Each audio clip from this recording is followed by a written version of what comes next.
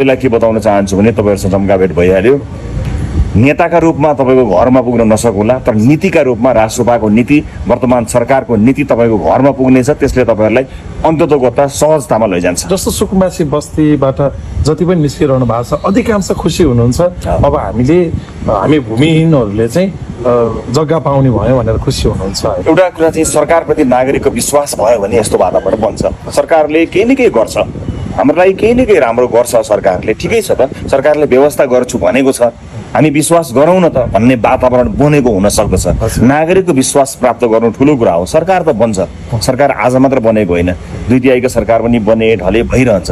तर जनताको विश्वास भएको सरकार भयो भने नागरिकले पनि कोअपरेट गर्नुहुन्छ, नागरिक पनि सँगसँगै हामी पनि छौँ साथमा भन्नुहुन्छ। अलिकति दुःख त हुन्छ, किनभने परिवर्तनको यो संहारमा, यो ट्रान्जिसनमा चाहिँ कहीँ न कहीँ कतै न कतै अलिकति दुःख त सबैलाई हुन्छ।